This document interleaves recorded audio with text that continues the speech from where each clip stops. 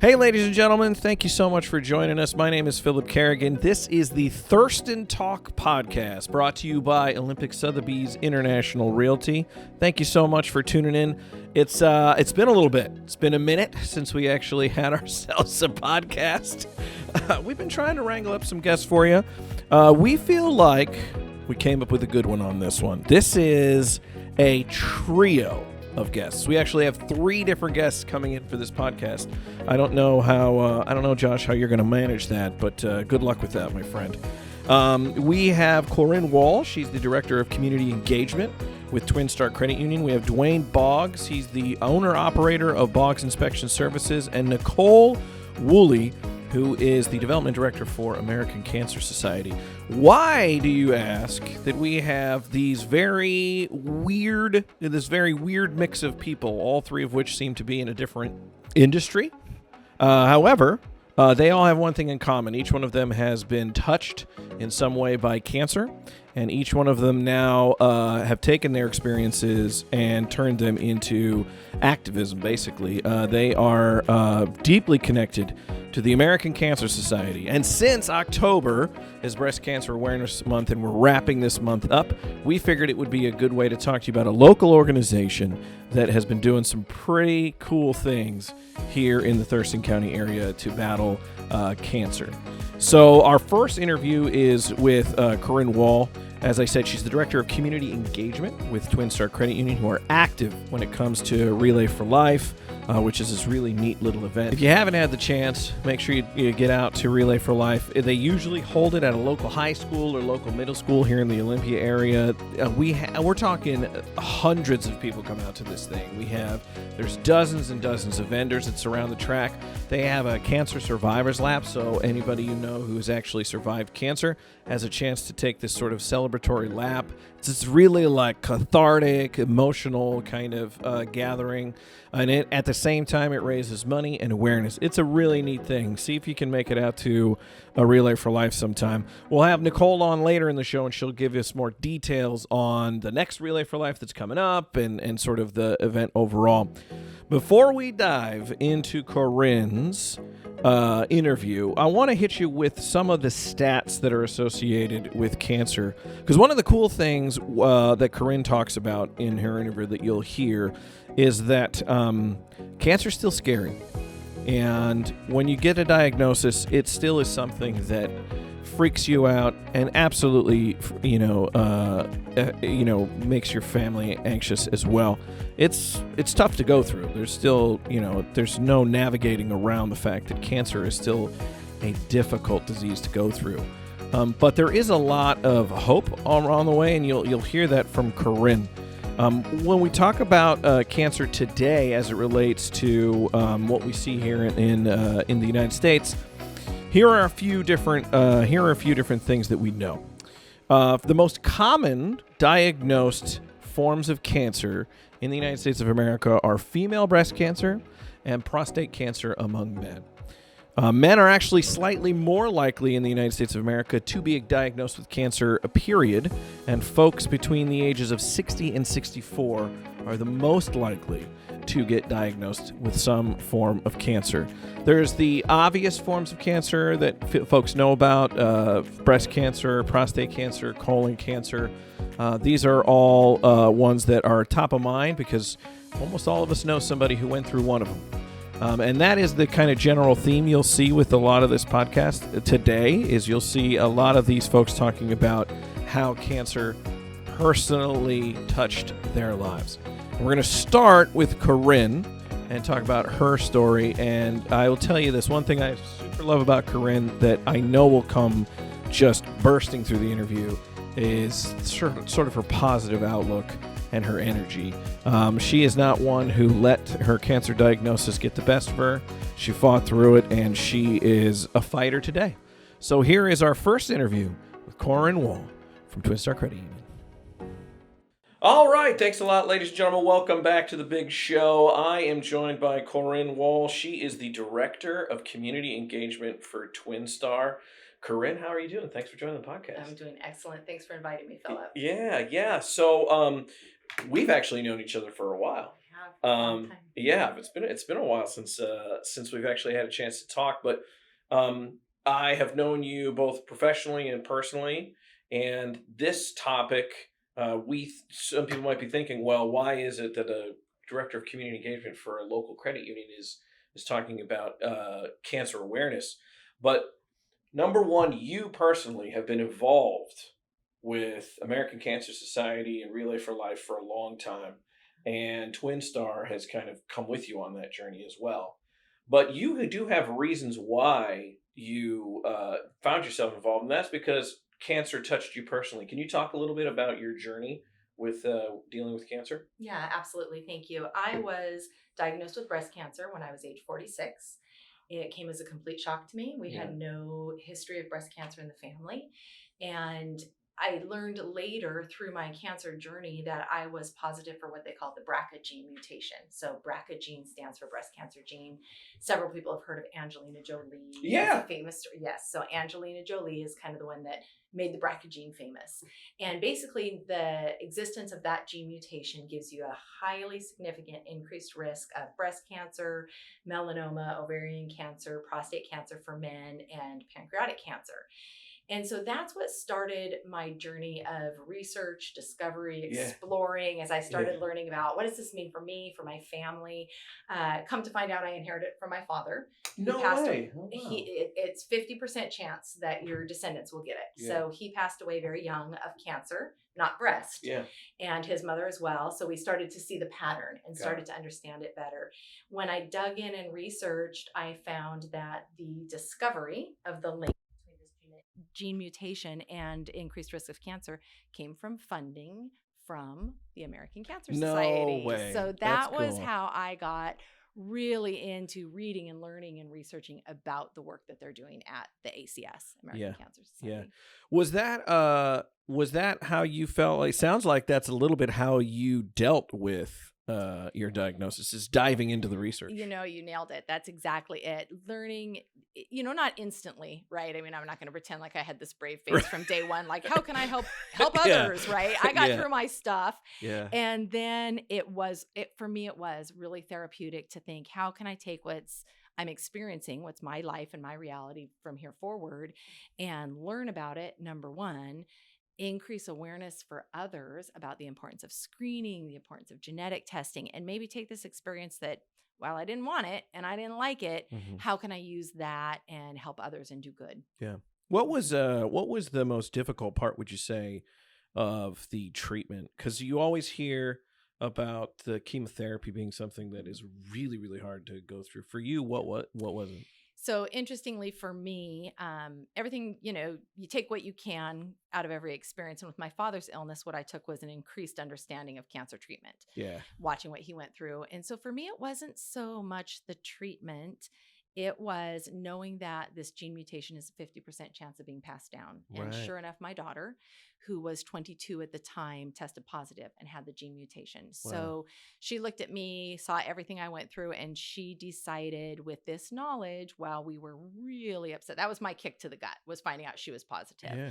I went mama bear, right? And she decided to have a mastectomy. She took that knowledge and that information, and at 23, she said, I'm not messing around with cancer, and I'm not letting it mess around with me, and had a double mastectomy. So I think that was my hardest part, was being a mom, having to watch my child go through some really tough decisions. Right. And I was cranky and, all the things you would think. Yeah. But then I thought, no, I'm grateful that she knows this and she has the ability to make decisions. Yeah. Wow, that's stunning. Yeah. Yeah. I was stunned with her bravery. Yeah. I was. Yeah. Wow, that's unbelievable. Yeah. We talked a little bit about the fact that you're the one that you and I both really connected on was the American Cancer Society. And you just hit on why. Is that the main organization that you see yourself pouring your time into? Are there other organizations that you found yourself getting connected to? Can you talk us through a few of the organizations that you think people would be really interested to know about? Perfect. And I assume we're talking mostly cancer. Yeah. Okay. Yeah, so I won't do my plug for some of my other organizations. So that'll be another podcast. American Cancer Society really finding out about the research that discovered my gene was what initiated my interaction with them. What has kept me really dedicating my personal time, treasure, talents to the ACS is that they tackle cancer from every angle. So a lot of organizations will focus on patient services, right? What can we do to help those that are suffering right now? Phenomenal. We need that. Others really focus on research. How can we solve the problem? And this is cancer. This is every challenge out there, right? There's direct services as well as then there's solving the problem. And the ACS, in my opinion, does one of the best jobs of focusing on both simultaneously while being really incredibly good stewards of my money, right? I work hard for my money. So I want to make sure that the organization I'm supporting. So really they are my primary area of focus. I serve as the chair of their local leadership council. But there are tons of great organizations doing important research here in the Pacific Northwest. We are blessed with some big name players up in the Seattle market. Yeah, that's right. And so a lot of the ACS dollars come right back into that market. A majority of what we raise here stays here. And so it's really exciting to see when they pull together Fred Hutch and UW and SCCA and Virginia Mason, and they're all working together. Yeah, we do have some pretty big power players up here. Big players. That get lots and lots of funding. Because they're doing amazing discoveries every day.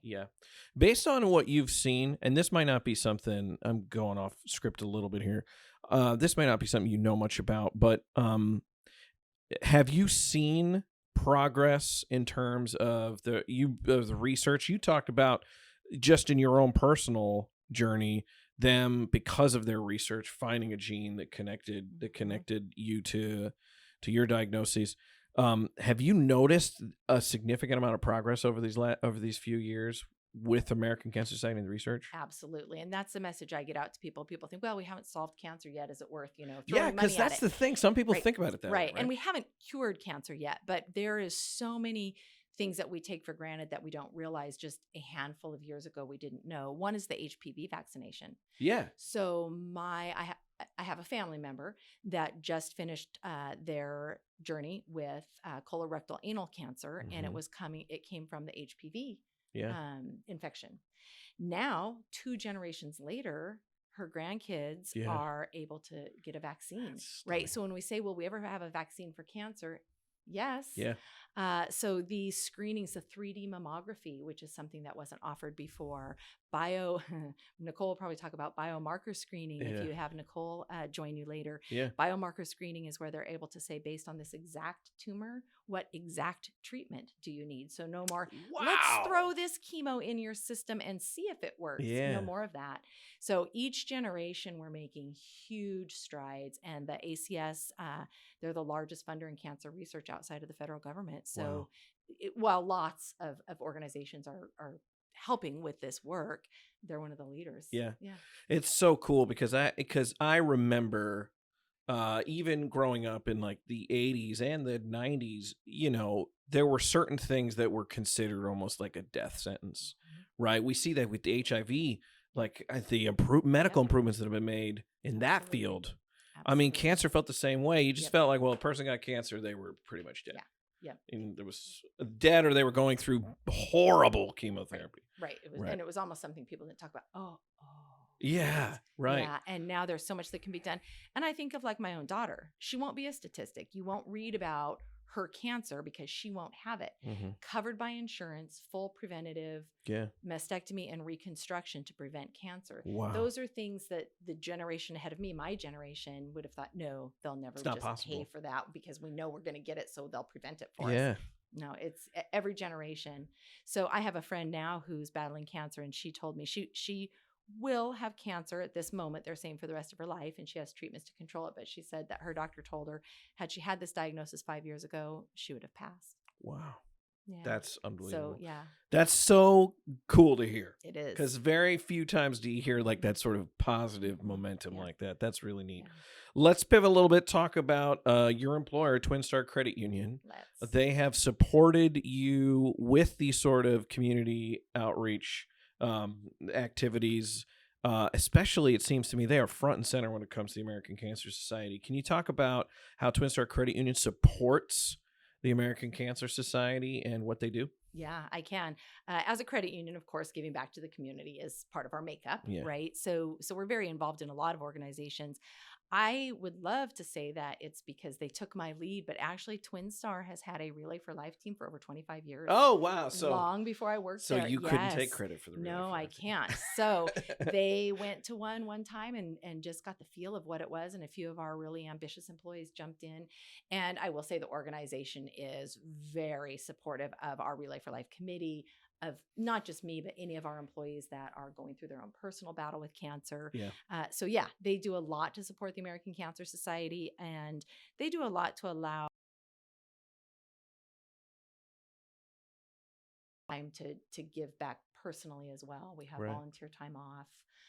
They support us to do some of our fundraising events during work hours and just really get behind allowing the employees to support the ACS. Yeah, that's really great. I mean, Twin Star has always been one of those places that has supported nonprofits in this area. It's really neat. It's one of those really cool topics that is seeing real improvement, real money thrown at it, real progress being made. You're an example of it yourself personally at the sort of advancements that have been made. And I sure hope that you and Twin Star continue to get out there and do it. If people don't have an opportunity, haven't gone yet, this Relay for Life is like a whole scene. It's just the energy that comes out of it is like fantastic, and you feel like, I think folks who are survivors get a lot out of it. Their close friends and family get a lot out of it. It's something that people should partake in. It's hard to put into words the feeling, and for each person it's a little bit different experience depending on where you are in your journey. Everybody knows somebody, either has had their own diagnosis or knows somebody sadly close to them, most of us, that have had some relationship with cancer. And so everybody's experience at Relay for Life is different, but you'll see survivors, young and old, children to 90-year-old women in wheelchairs getting pushed around the track. But there's something symbolic about crossing that finish line at the end of the track and seeing those that are along the sidelines cheer for you. It's a feeling that unless you experience it. So I would urge everyone to come out to the next Relay. It's emotional. Be prepared to be emotional. Happy, sad, all of the emotions. They run the gamut. All of the emotions, right? There's an element of sad, but it brings such hope. Yeah, it really does. I mean, that is what I got out of the Relay for Life, is that there is an awful lot of hope there, which I think everybody needs. Corinne, just thank you so much for coming in and taking time to talk about your own personal story.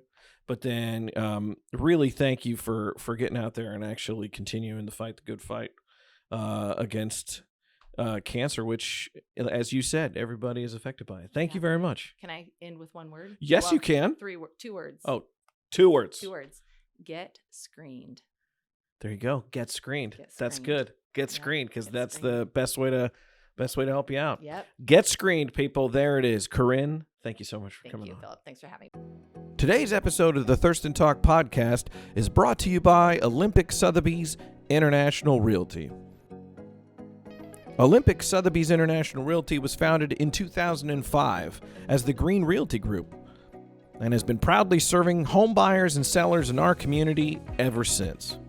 With more than 45 brokers and a team of dedicated full-time staff, Olympic SIR is here to help you with your real estate needs in Olympia and beyond. What sets Olympic Sotheby's International Realty apart is that you are not just another transaction to the brokers here at Olympic SIR. Their focus is spending time with you so that you feel comfortable throughout the entire real estate transaction. The motto of Olympic Sotheby's International Realty is as unique as the Northwest, and they live this sentiment every day. Their brokerage was founded locally and houses people who care about their community, which means you will have an advocate you can trust. Find an agent or start perusing local properties today at www.olympicsir.com, and make sure to follow them on Facebook and Instagram. And now, back to the show.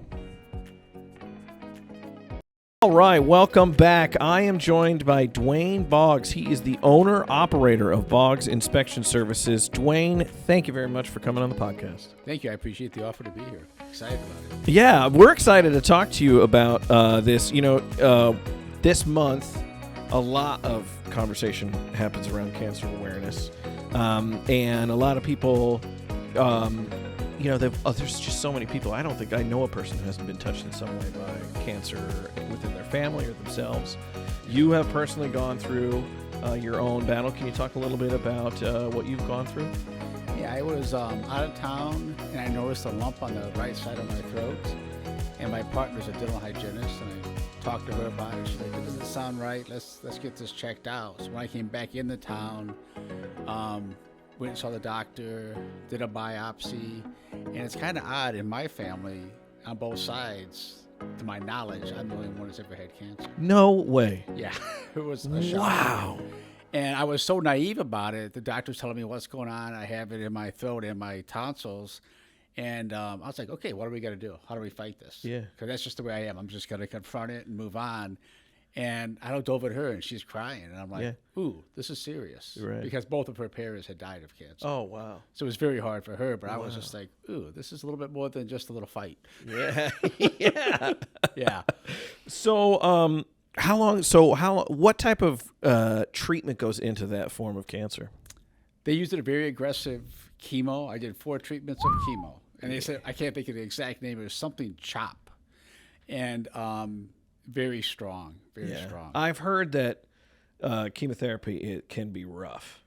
Yeah, actually, the last treatment they say is the worst. Really? And actually, on my last treatment, a week later, almost to the date, is when I actually passed out. I was walking down my hall in my house, and I just completely passed out and went to the ER for 13 hours. No way. Yeah. Really? Yeah. Really?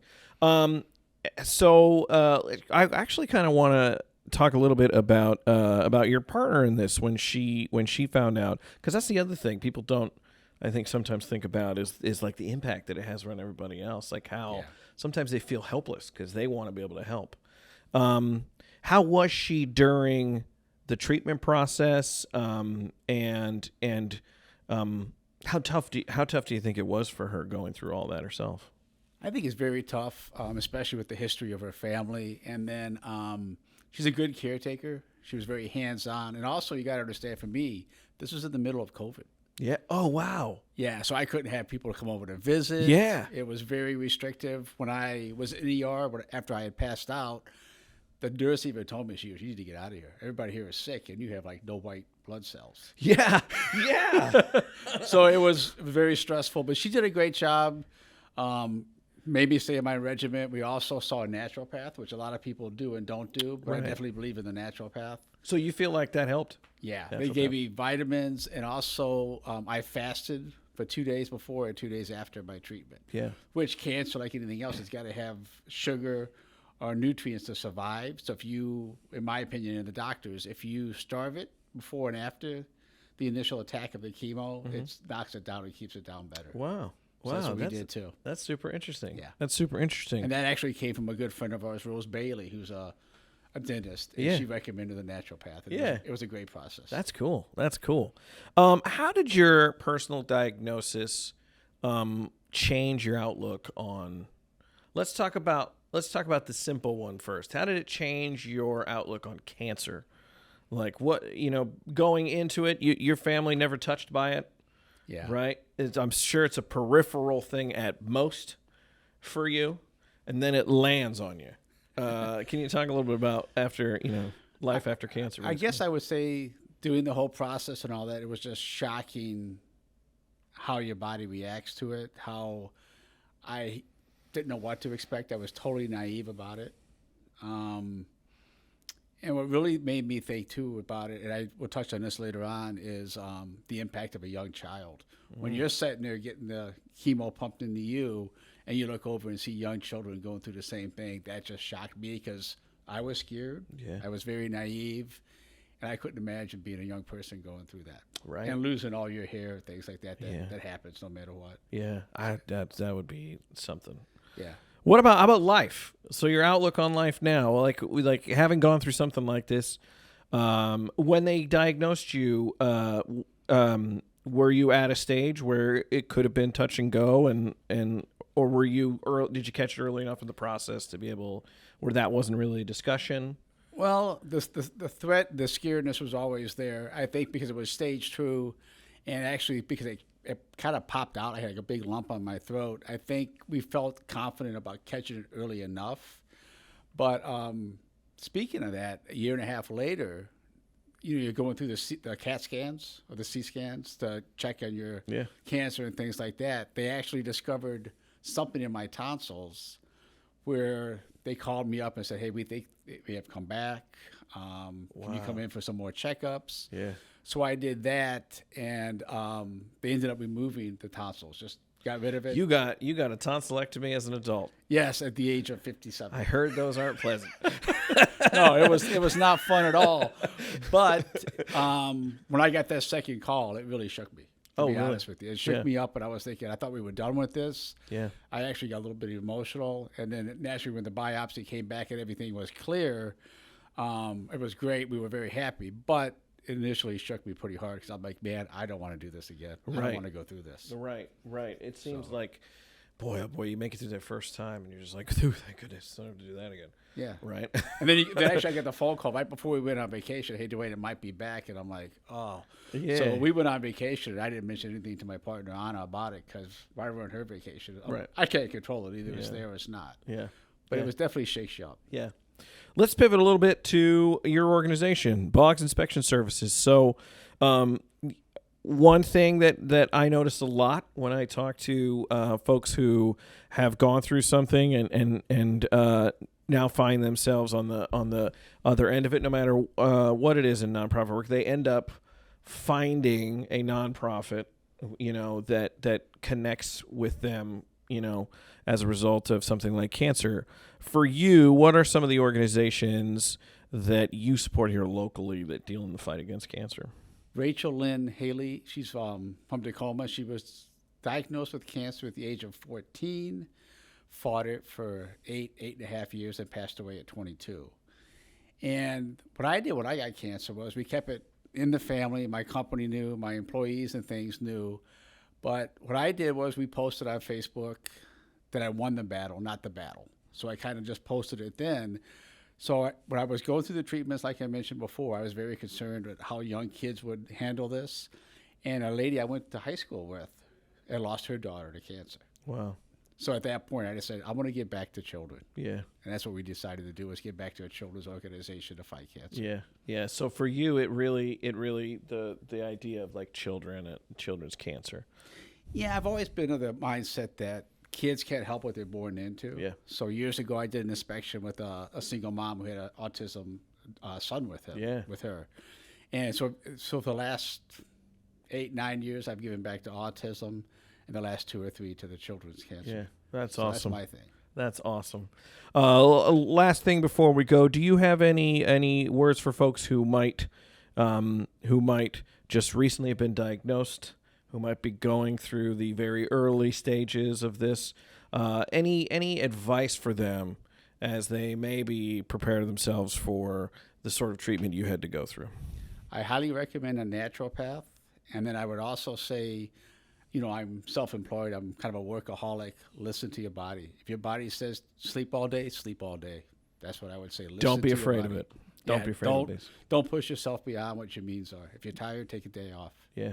That's what I'd highly recommend. Listen to your body. Awesome. That's great advice. Dwayne, we want to thank you for coming on, being open, being personal about your own personal diagnosis. We want to thank you for continuing to support organizations here locally that deal with this. It's a big time fight. It's one that I think we are making some real headway on. We are discovering some really amazing things. I agree. But it's something that's continuing to have to happen. So we want to thank you for taking the time and talking to us about it a little bit today. I appreciate it.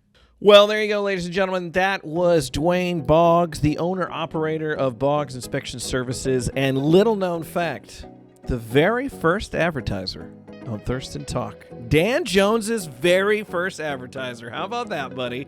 Nice job. But Dwayne, thank you so much again to Dwayne for sharing his really cool, amazing personal story. We are going to wrap up today's podcast with one more guest. We usually don't have this many guests lined up back to back to back, but we have the opportunity to talk about a really, robust subject. So we're going to wrap things up with Nicole Woolley. She is the Senior Development Manager over at the American Cancer Society. She's been doing that for a few years now. I'm just going to tell you right now, she's full of energy. She's bouncing off walls. You're going to love her. Here is Nicole talking about the American Cancer Society, the Relay for Life, and the different things they're doing right here in this community. Okay, so my next guest, honestly, I don't think needs any introduction, but we better do it just for the heck of it. I've known her for a long time. This is Nicole Woolley. Woolsey. Let's try that again because I'm an idiot and I already screwed up. We'll see if I'm right. We'll see. Okay, got it. Here we go. Her name is Nicole Woolsey. She is the Senior Development Manager for the American Cancer Society. Nicole, thanks for coming on. You just said your first podcast ever? It is. Unbelievable. I'm a newbie here. Yeah, this is crazy because if you know Nicole at all, you know that you're one heck of a talker. I can't believe people haven't gotten you on a podcast yet. Not the first time I heard that. Is that right? For real.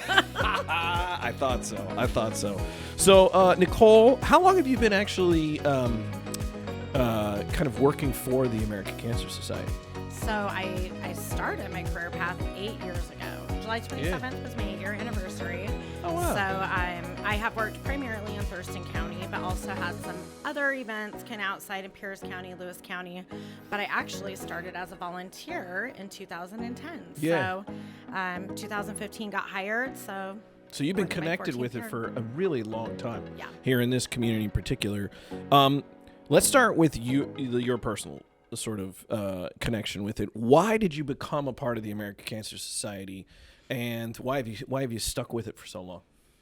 So in 1994, I lost my grandfather to lung cancer. So fast forward 2010, I met somebody. Her name is Christy. She had a Relay for Life shirt on. And I said, okay, what is Relay for Life? I've heard about it, not really familiar. This was in Yelm. And she said, oh, Relay for Life, it's life-changing. You can celebrate survivors, honor people that have had cancer. You should be on my team. Yeah. So I said, okay, I'll be on your team. And I'll never forget, it was Lake Fair weekend, and I went to Lake Fair, and I was the middle of the night walker because I'm a night owl. So they're like, you take the middle of the night shift. Yeah. So I show up early for my shift, and I walk up, and there is all of these bags lit by candlelight, and it's dark. And there's a bagpiper playing Amazing Grace. Yeah. So I wasn't totally sure what was going on. So I start walking the laps, and I come across a bag with my grandfather's name on it, Grandpa Butch. I come across my Grandma Judy. And then I start seeing all of these bags with names of people that I know because I've lived in Yelm since I was a child. And then I came up to Pete Wilson's bag. And I knew Pete Wilson as a healthy person and through his own cancer journey. And I don't know why it was Pete Wilson's bag of all the bags, but really recognizing there's 800 or 1,000 bags around the track. It's unbelievable. It is. And knowing so many names, you realize this is not just about my grandpa. Yeah. This is my neighbors and my community members and my boss's parents, So that's kind of what hooked me and where I realized like how important this was for my family and for my neighbors. But that's kind of where it stemmed from. And I just made a commitment then that I would be a part of Relay for Life until we ended cancer. And fast forward, it's become my career path and kind of, I say I bleed purple, I love Relay. So purple's the color of Relay, and that's kind of where I'm at now. Yeah. Well, I have to say, like, big time kudos to you, because I think a lot of times when somebody attacks an issue or like they look at the world around them, they become intimidated because there's so much need everywhere in all these different places.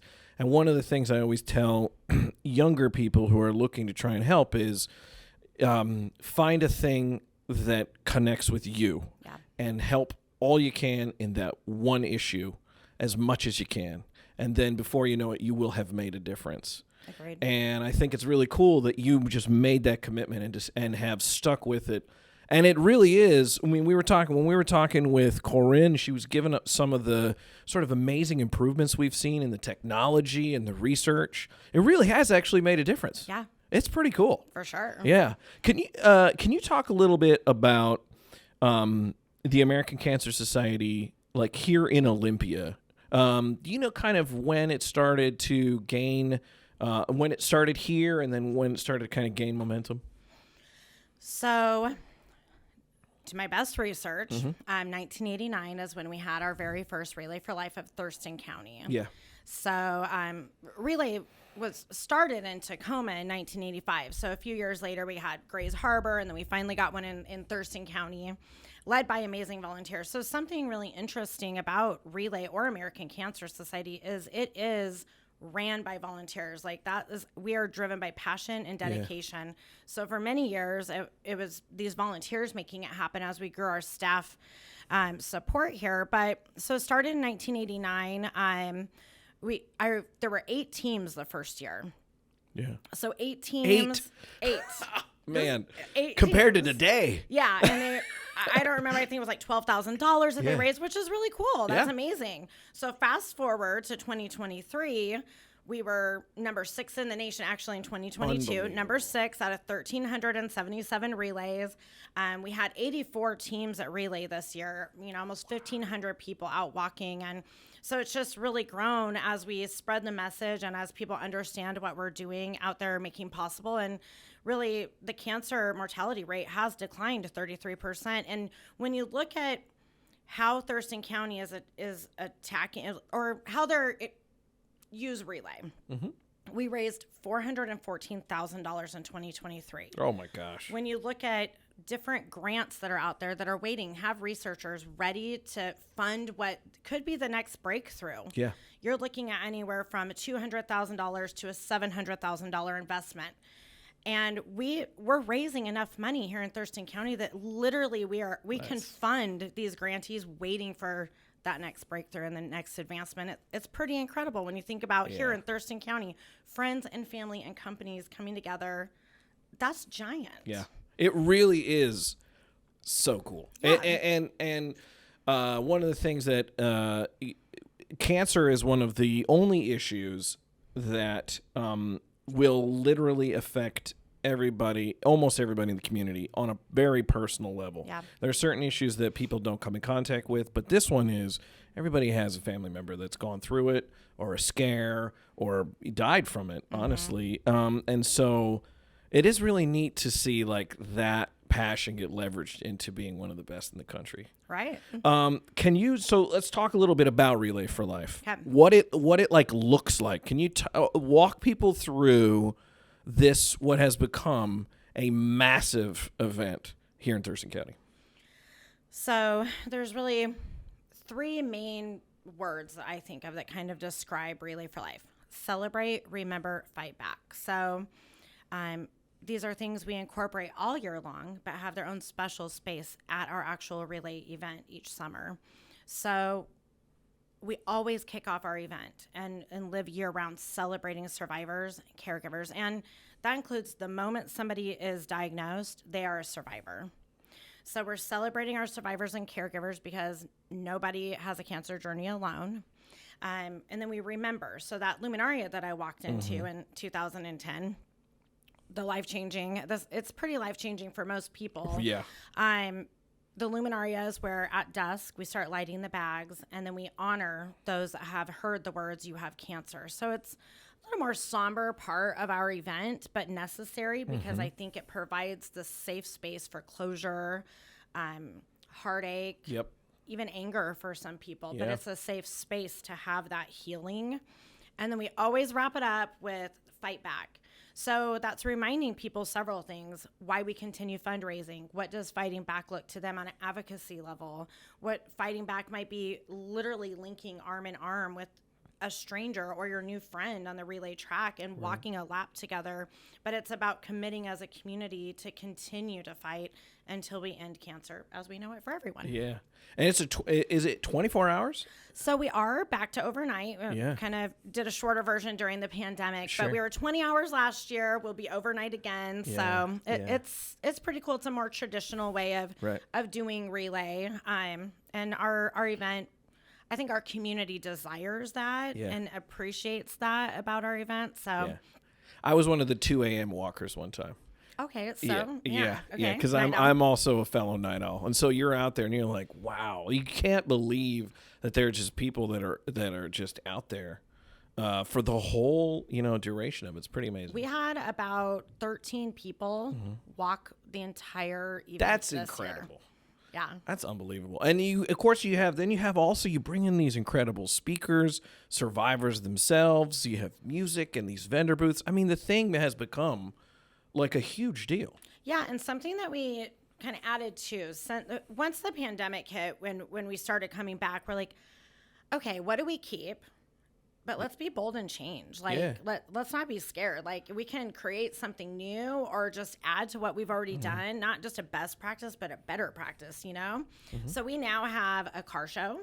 Oh, no way. Yeah, it's super cool. Yeah. So there were like 60 cars there this year. It's growing. It'll be its third year in 2024. We have a food truck alley. So cool. like 8 food trucks come out. And then the more traditional, the things that are happening on the track. But we're really including a lot of different service clubs, dance teams, aerobics. So there's any age would have something to do that would be free. Yeah. And engaging to them. Yeah. And then there's the fundraising happening around the track the whole time as well. Right. So. Yeah. And the fundraising is not, for those who have not come, the fundraising isn't like, hey, just give us money. There are games associated with fundraising, raffles, people giving things away. I mean, it's a real scene. Yeah. People need to go check it out. My niece and nephew, I said, what was your favorite part of going to Relay this year? Yeah. We love it when we get to get a free bag at one of the booths and we go around and get all the free stuff. They each have $5 or $10 or something and a bag full of goodies and they just are cloud nine over these bags of goodies and the punch cupcake. And I'm just, it's really cute. But they're 8 and 9 years old and they had a blast just running around and talking to everyone and being a part of it. Yeah. So. I know that you don't have a date for the next Relay for Life, but typically when can people expect the Relay for Life to kind of roll around? It'll be in June. Okay. June of 2024. Okay. So stay tuned, everyone. Yeah, keep your calendars. We'll be announcing that very, very soon, but it will be in June of 2024. We usually shoot for like the third weekend, but fingers crossed. Stay tuned. All right. Fingers crossed. Awesome. Well, Nicole, as we close out here, I kind of wanted to see if you had anything else that you kind of wanted to share about something people should know about the American Cancer Society or Relay for Life here in Thurston County. Is there anything else you want folks to know about? Everyone is invited to be a part of it. Everyone. You don't have to stay for 24 hours. You don't have to stay for 18 hours. You can come for 20 minutes. You can, if you're a survivor or caregiver and you can't complete a lap, we have a buddy there to walk with you. I think it can be really intimidating for people that are newly diagnosed. Right. And for people that are in the midst of a really scary battle. I think that it's easy to have cancer have a dark cloud over you. But I encourage people to come because when you walk into Relay, it's like the sun shines on you and helps take that dark cloud away. And if you do feel alone or have felt alone at any point of a journey as a caregiver or a newly diagnosed or a 20-year survivor, when you show up, you have a giant family there that's there to cheer you on. And that is one of the most special things about Relay for Life and why I think it's life-changing. The money that we raise, how it is being invested in to advancements and treatments and cures and free rides to treatment and access to care. That's so important. But there's this other part of this very personal journey that we're all there to share and help each other through. And I think that sets us apart from just about any other event that I personally have attended. Yeah. Wow, there you go. I don't think you can say it any better than that. That's amazing. You can see Nicole in action at the Relay for Life, and I would invite you to check it out. Nicole, I want to thank you for always bringing such great energy, such great positivity, and your passion. And you may not be told this enough, but the things that you have done, even since I've known you, have made a real difference. So congratulations to you and that. And everybody there at the American Cancer Society. Relay for Life happens in June. We will definitely probably keep people informed of the date on that. Yeah. But thanks a lot, Nicole, for coming on, and thanks for everything you do. Thank you.